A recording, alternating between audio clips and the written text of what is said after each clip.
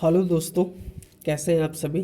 स्वागत है आपका कॉमर्स एकेडमी के यूट्यूब चैनल पे। दोस्तों, आज की वीडियो में हम लोग बात करेंगे फंक्शंस और कोऑर्डिनेशन ऑफ मैनेजमेंट की। इससे भी पहले मैंने 3 पार्ट और बनाए हैं जो आप मेरे प्लेलिस्ट में जाकर देख सकते हैं। तो दोस्तों चलिए शुरू करते हैं आज का क्लास। दोस्तों, आज के क्लास में हमारा जो पहला टॉपिक है वो है प्रबंध के कार्य यानी फंक्शंस ऑफ मैनेजमेंट के बारे में बात करेंगे। फंक्शन ऑफ मैनेजमेंट के बारे में जितने भी स्कॉलर्स हैं उनके बहुत सारे मतभेद हैं। सारे लोगों ने प्रबंध के अलग अलग कार्यों को बताया है जो हम लोग आज यहाँ पे स्टडी करेंगे। सबसे पहले हम लोग बात करते हैं हेनरी फेयोल की। हेनरी फेयोल के अनुसार प्रबंध के 5 काम होते हैं। कितने काम होते हैं? 5 काम होते हैं। सबसे पहले क्या है? हेनरी फेयोल के अनुसार मैनेजमेंट का जो फंक्शन है वो क्या है? योजना बनाना यानी प्लानिंग करना। दूसरा है संगठन बनाना। तीसरा है आदेश देना। चौथा है समन्वय करना और 5वां है नियंत्रण करना। तो ये हेनरी फेयोल हैं जो एक बहुत बड़े थिंकर हैं। उनके अनुसार मैनेजमेंट के 5 काम होते हैं। पहला है प्लानिंग, दूसरा है ऑर्गेनाइजिंग, तीसरा है कमांडिंग, चौथा है कोऑर्डिनेशन और 5वां है कंट्रोलिंग। उसी तरह से लूथर गुलिक, ये भी एक बहुत बड़े थिंकर हैं। उनके अनुसार प्रबंध के 7 काम होते हैं। लूथर गुलिक ने प्रबंध के टोटल 7 कार्यों के बारे में बताया है। सबसे पहला क्या है? प्लानिंग करना यानी नियोजन करना। दूसरा है संगठन यानी ऑर्गेनाइजिंग। तीसरा है संचालन। चौथा है नियुक्तिकरण यानी स्टाफिंग और 5वां है समन्वय। छठा है रिपोर्टिंग और 7वां है बजटिंग करना। तो ये लूथर गुलिक हैं। उनके अनुसार प्रबंध के कितने काम होते हैं? 7 काम होते हैं। उसी तरह से कून्स और ओडोनेल, ये भी एक बहुत बड़े स्कॉलर हैं।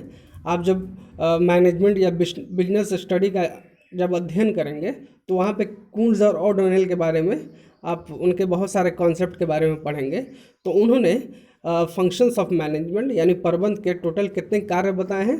तो 5 काम बताए हैं। कौन कौन से 5 काम हैं कून्स और ओडोनेल के अनुसार? तो सबसे पहला काम है नियोजन, दूसरा है संगठन यानी ऑर्गेनाइजिंग, तीसरा है निर्देशन यानी डायरेक्टिंग, चौथा है नियंत्रण यानी कंट्रोलिंग और 5वां है नियुक्तिकरण यानी स्टाफिंग। उसी तरह से आरसी डेविस ने भी प्रबंध के टोटल कितने काम बताए हैं?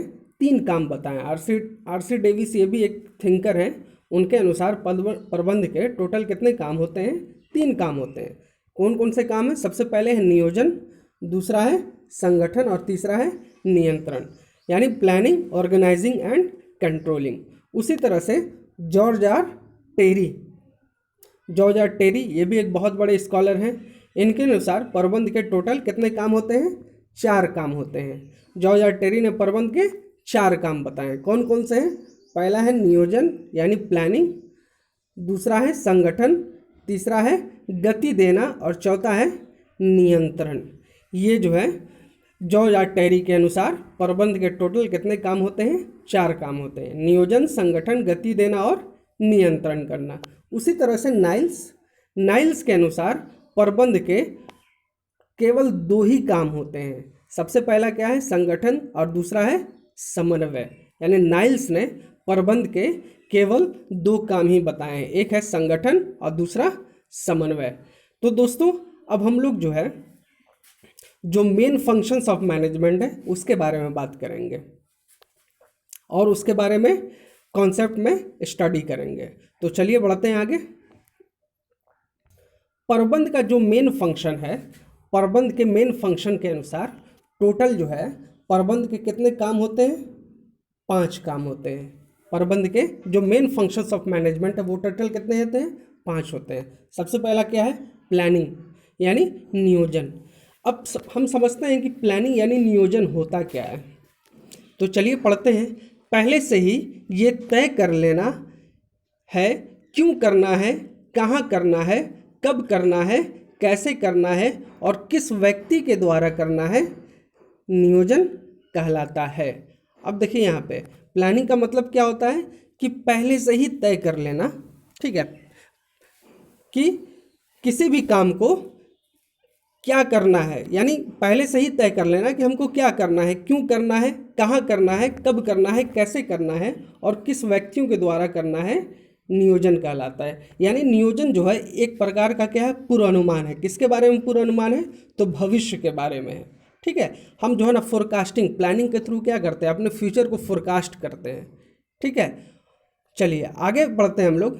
इन सभी बातों पर ध्यान देने के साथ साथ प्रबंधकों को उस काम को करने के लिए कार्यक्रम तैयार करना होता है और नीतियां भी निर्धारित करनी पड़ती हैं। अब देखिए यहाँ पे अब जो मैनेजमेंट है उसको प्लानिंग करने के लिए क्या करना पड़ता है, ठीक है, कि एक प्रोग्राम तैयार करना पड़ता है, यानी एक कार्यक्रम बनानी पड़ती है कि, और साथ ही साथ उसके लिए उद्देश्य और नीतियां भी निर्धारित करनी पड़ती है। यानी जो है मैनेजमेंट प्लानिंग के लिए क्या करता है, एक प्रोग्राम तैयार करता है, साथ ही साथ उस प्लानिंग का उद्देश्य क्या होगा और उस उद्देश्य को पूरा करने के लिए कौन सी पॉलिसीज़ होगी इसको भी निर्धारित करना पड़ता है, ठीक है। चलिए आगे बढ़ते हैं हम लोग। जॉर्ज आर टेरी के अनुसार, जॉर्ज आर टेरी एक बहुत बड़े स्कॉलर हैं, हम लोगों ने अभी बात की है, उनके अनुसार नियोजन भविष्य में देखने की विधि या तकनीक है, ठीक है। जॉर्ज आर टेरी ने क्या कहा है कि नियोजन के माध्यम से, ठीक है, प्रबंध कहाँ देखता है, भविष्य में देखता है, ठीक है ना। नियोजन एक तकनीक है कहाँ देखने की, भविष्य में देखने की, ठीक है।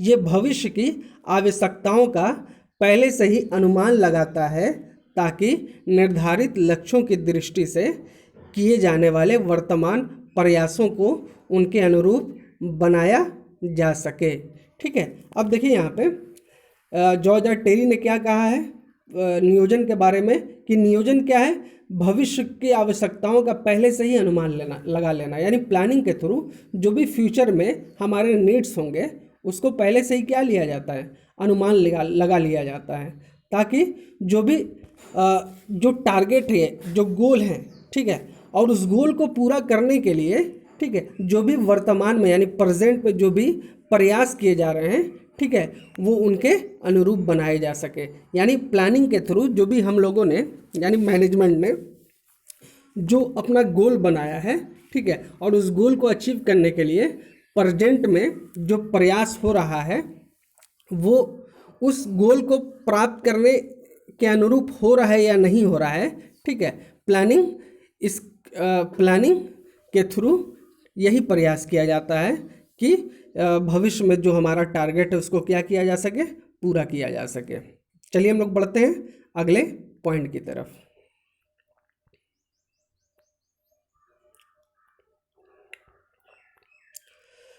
चलिए दूसरा पॉइंट जो हमारा है वो क्या है, संगठन। यानी प्रबंध का जो दूसरा महत्वपूर्ण काम है वो क्या है, संगठन, ऑर्गेनाइजेशन। चलिए संगठन होता क्या है, सबसे पहले इसके बारे में जान लेते हैं कि जब दो या दो से अधिक व्यक्ति किसी संस्था में एक साथ कार्य करते हैं तो इन व्यक्तियों के बीच कार्य को बांटने की आवश्यकता होती है। यही क्या कहलाता है, संगठन कहलाता है। अब देखिए यहाँ पे संगठन का मतलब क्या होता है, जब दो या दो से अधिक आदमी किसी भी संस्था या उपक्रम में काम करते हैं तो क्या होता है, जो भी काम होता है उन कामों को उन व्यक्तियों के बीच क्या कर दिया जाता है, बांट दिया जाता है, ठीक है।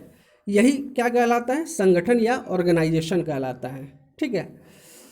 संगठन का अर्थ योजना द्वारा निर्धारित लक्ष्यों की पूर्ति करने वाले तंत्र से है। अब देखिए यहाँ पे जो भी प्लानिंग होता है, ठीक है, उस प्लानिंग को तभी अचीव किया जा सकता है जब एक संगठन का निर्माण न किया जाए। यानी प्लानिंग में हम लोगों ने तो ये तय कर लिया कि किसी भी काम को कब करना है, कैसे करना है, कहाँ करना है, किस व्यक्ति के द्वारा करना है, ठीक है, लेकिन ये प्लान हमारा सफल तभी होगा, ठीक है, जब एक सही संगठन का निर्माण होगा, ठीक है। योजना चाहे कितनी भी अच्छी क्यों ना हो, उनको अच्छे संगठन के निर्माण के बिना काम में लाकर सफलता प्राप्त नहीं किया जा सकता। अब देखिए यहाँ पे प्लानिंग कितना भी अच्छा ही क्यों ना बना ले प्रबंधक, ठीक है, मैनेजमेंट जितना भी अच्छी प्लानिंग कर ले, लेकिन वो प्लान तब तक सक्सेस नहीं हो सकता है जब तक एक अच्छे संगठन का निर्माण ना हो। ठीक है, अब संगठन में क्या होता है, किसी भी काम को करने के लिए एक टीम बनाया जाता है। ठीक है, जैसे कोई भी संस्था या उपक्रम होता है उसमें बहुत सारे डिपार्टमेंट होते हैं। अब हर डिपार्टमेंट में बहुत सारे काम होते हैं, तो क्या होता है, हर डिपार्टमेंट में काम करने वाले जितने भी व्यक्ति या कर्मचारी होते हैं उनकी योग्यता और क्षमता के अनुसार क्या किया जाता है, काम का बंटवारा कर दिया जाता है। ठीक है, यानी एक अच्छी टीम बनाई जाती है। तो जब तक से एक अच्छी टीम ना हो, एक अच्छे संगठन का निर्माण ना हो, तब तक से जो प्लान है उस प्लान को प्राप्त नहीं किया जा सकता, उसको अचीव नहीं किया जा सकता है। अतः इस प्रकार नियोजन द्वारा निर्धारित लक्ष्यों और उद्देश्यों को प्राप्त करने के लिए एक कुशल और प्रभावी संगठन का निर्माण किया जाए, जिनमें नियुक्त सभी अधिकारियों और अन्य कर्मचारी अपने अपने लिए निर्धारित कार्यों को इस प्रकार शुरू करें कि उनके कार्यों में रुकावट ना हो। अब देखिए यहाँ पे, इसलिए ठीक है, नियोजन में जो भी निर्धारित लक्ष्य और उद्देश्य है उसको प्राप्त करना है, यानी प्लान को अगर पूरा करना है तो क्या करना पड़ेगा, एक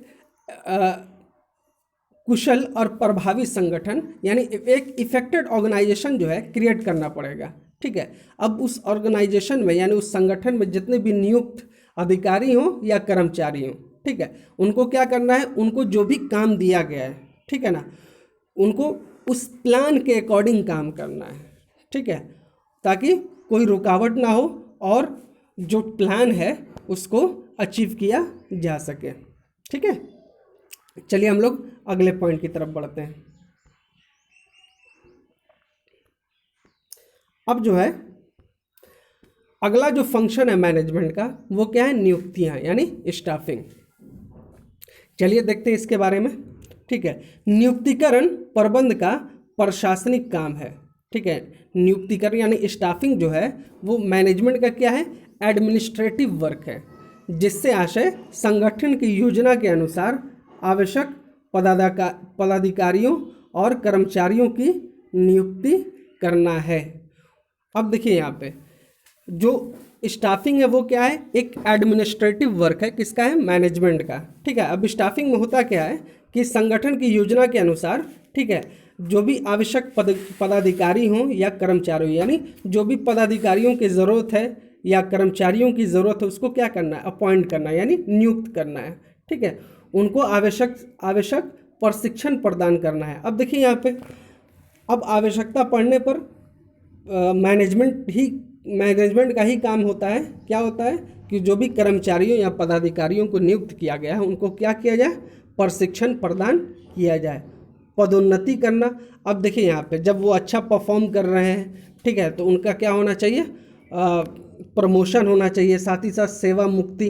ठीक है ना, प्रबंधी क्या करती है, उनको सेवा मुक्ति देती है अगर वो रिटायर हो गए या उनको टर्मिनेट कर दिया। ठीक है, और फिर आवश्यकता अनुसार उसका क्या किया जाता है, स्थानांतरण की व्यवस्था, यानी उनका ट्रांसफ़र कर दिया जाता है। जैसे कहीं दूसरे ब्रांच में उनकी आवश्यकता हो गई तो क्या किया जाएगा, ठीक है, मैनेजमेंट ही उनको क्या करती है, ट्रांसफ़र कर देती है। ठीक है, आगे बढ़ते हैं। जिस उपक्रम या संस्था के कर्मचारी जितने अधिक योग्य, अनुभवी और प्रशिक्षित होंगे, प्रबंध उतना ही अधिक कुशल और प्रभावी होगा। अब देखिए यहाँ पे, ठीक है, किसी भी इंटरप्राइज या किसी भी इंस्टीट्यूशन में, ठीक है, जो उसमें काम करने वाले कर्मचारी हैं वो जितने अधिक क्या होंगे, योग्य होंगे, ठीक है, या जितने अनुभवी होंगे या प्रशिक्षित होंगे, यानी एक कर्मचारी जितना ही एलिजिबल हो, जितना ही एक्सपीरियंस्ड हो और जितना ही ट्रेंड हो, ठीक है, तो अब यहाँ पे उनके साथ जो प्रबंध है यानी मैनेजमेंट है उनको काम करने में क्या होती है, और आसानी हो जाती है। ठीक है, और साथ ही साथ मैनेजमेंट क्या हो जाती है, और इफ़ेक्टिव हो जाती है। ठीक है, चलिए हम लोग अगले पॉइंट की तरफ बढ़ते हैं। चलिए अगला जो काम है वो क्या है, निर्देशन यानी डायरेक्टिंग। निर्देशन जो है वो प्रबंध का चौथा महत्वपूर्ण काम है। ठीक है, उपक्रम में काम करने वाले कर्मचारियों को निर्देश प्रदान करना है। अब देखिए, निर्देशन के अंतर्गत जितने भी काम करने वाले कर्मचारी होते हैं, ठीक है ना। मैनेजमेंट क्या करती है, उनको डायरेक्शन देती है। निर्देशन से अभिप्राय उपक्रम में अलग अलग नियुक्त व्यक्तियों को ये बताना है कि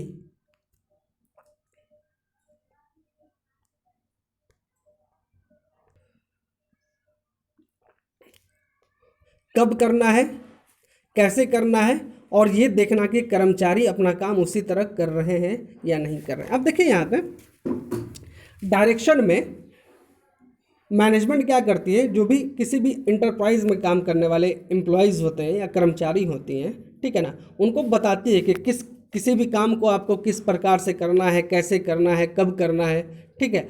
और साथ ही साथ ये भी देखना है कि कर्मचारियों के लिए जो योजना बनाई गई, यानी जो प्लानिंग किया गया था, ठीक है, जो मैनेजमेंट प्लान जो करती है उस प्लान को फॉलो कौन करते हैं, ठीक है, किसी भी संस्था या उपक्रम में काम करने वाले कर्मचारियों के लिए वो प्लान बनता है कि जो संस्था का लक्ष्य है, ठीक है, उस लक्ष्य को प्राप्त करने के लिए उस योजना के अनुसार वो क्या कर सकें, काम कर सकें, ठीक है। तो मैनेजमेंट ये भी देखती है कि जो भी उनके लिए प्लान तैयार किया है डायरेक्टिंग के अंतर्गत, वो क्या करती है कि उस प्लान के अकॉर्डिंग सारे एम्प्लॉयज़ काम कर रहे हैं या नहीं कर रहे हैं, ठीक है ना। अगर नहीं कर रहे हैं तो क्या होगा, वो इन्फोर्समेंट के साथ उसको लागू करेगा, ठीक है। चलिए अगले पॉइंट की तरफ बढ़ते हैं। यह मैनेजमेंट का पांचवा और आखिरी काम है, ठीक है। क्या है, नियंत्रण यानी कंट्रोलिंग। नियंत्रण के अंतर्गत प्रबंध ये देखती है कि वास्तविक निष्पादन नियोजित निष्पादन के अनुसार हो रहा है या नहीं हो रहा है। अब देखिए यहाँ पे कंट्रोलिंग में क्या होता है, ठीक है, कि मैनेजमेंट क्या देखती है कि जो एक्चुअल परफॉर्मेंस है, ठीक है, वो प्लान, उसके लिए जो प्लान किया गया था वो उसके अनुसार हो रहा है या नहीं हो रहा है, ठीक है। जैसे मैनेजमेंट ने जो प्लानिंग के थ्रू जो फोरकास्ट किया था कि सपोज जो है कि एक दिन में, ठीक है ना, मान लीजिए 1000 जो है प्रोडक्शन, 1000 टन प्रोडक्शन हो जाना चाहिए, ठीक है ना। अब ये जो है योजना के थ्रू ये तय किया था प्रबंध ने। तो अब जो है ना कंट्रोलिंग में वो क्या देखेगी कि जो उसका वास्तविक निष्पादन है, यानी एक्चुअली 1K टन प्रोडक्शन हो पा रहा है कि नहीं हो पा रहा है, समझ गए बात को, ठीक है। अगर नहीं हुआ है तो उसके कारण क्या हैं। अब देखिए योजना के अनुसार अगर निष्पादन नहीं हो पा रहा है तो उसके कारण क्या हैं, ये मैनेजमेंट क्या करती है, उसका एनालिसिस करती है, विश्लेषण करती है, और उसके लिए सुधारात्मक कार्यवाही की जानी चाहिए। अब मैनेजमेंट क्या करती है, अब सपोज किसी समस्या के कारण, ठीक है, जो वास्तविक निष्पादन है नियोजित निष्पादन से अलग है, तो अब मैनेजमेंट का ही ये काम होता है कि वो उसके लिए क्या करेगी, सुधारात्मक कार्यवाही करेगी। तो ये था मेन फंक्शंस ऑफ मैनेजमेंट यानी प्रबंध के मुख्य कार्य। अब हम लोग अपने अगले टॉपिक की तरफ बढ़ते हैं। अगला जो टॉपिक है हमारा वो है समन्वय, कोऑर्डिनेशन। पढ़ते हैं हम लोग। समन्वय प्रबंध का सार है जो संस्था के अलग अलग क्रियाओं में तालमेल बनाए रखता है। अब देखिए यहाँ पे अक्सर जो है ना ऑब्जेक्टिव क्वेश्चन भी आता है कि समन्वय प्रबंध का क्या है, तो समन्वय प्रबंध का क्या है, सार है यानी इसेंस है, ठीक है ना। अब समन्वय के माध्यम से प्रबंध क्या करती है कि संस्था में जो भी अलग अलग क्रियाएं हो रही हैं या अलग अलग क्रियाओं को करने के लिए जो भी व्यक्ति हैं यानी जो भी कर्मचारी हैं उनके बीच क्या करती है, तालमेल बनाए रखती है। इस प्रकार प्रबंध का अर्थ है निर्धारित लक्ष्यों की पूरी करने के लिए अलग अलग क्रियाओं में एकताएं बनाए रखना। एक्चुअली यहाँ पे प्रबंध नहीं समन्वय होगा, ठीक है ना। इस प्रकार समन्वय का अर्थ है निर्धारित लक्ष्यों की पूर्ति के लिए की जाने वाली अलग अलग क्रियाओं में क्या बनाना है, एकता यानी यूनिटी बनाना है, ठीक है। अब किसी भी संस्था में काम करने वाले जो भी कर्मचारी हैं, ठीक है ना, वो किसी भी काम को प्रभावी ढंग से और सही तरीके से तभी पूरा कर पाएंगे जब उनके बीच क्या हो, कोऑर्डिनेशन हो, यानी एक सही तालमेल का होना जरूरी है। बिना तालमेल के एक संगठन का निर्माण भी सही प्रकार से नहीं हो पाएगा, न ही योजना सही बन पाएगी, न ही डायरेक्टिंग का काम अच्छे से मैनेजमेंट कर पाएगी, ना कंट्रोलिंग हो पाएगा। तो बिना कोऑर्डिनेशन के, ठीक है, जो भी फंक्शंस ऑफ मैनेजमेंट है वो इफेक्टिव नहीं होगा, ठीक है। समन्वय से किसी भी उपक्रम में कर्मचारी को एक टीम के रूप में कार्य करते हैं। अब देखिए यहाँ पे कोऑर्डिनेशन क्या करता है, ठीक है, सारे एम्प्लॉयज़ के बीच एक यूनिटी बनाती है, यानी एक टीम बनाती है। और सारे एम्प्लॉयज़ क्या करते हैं, जो संस्था है उसके लक्ष्य को पूरा करने के लिए, ठीक है, एक टीम बनाकर काम करते हैं। ठीक है, तो दोस्तों ये था आज का क्लास।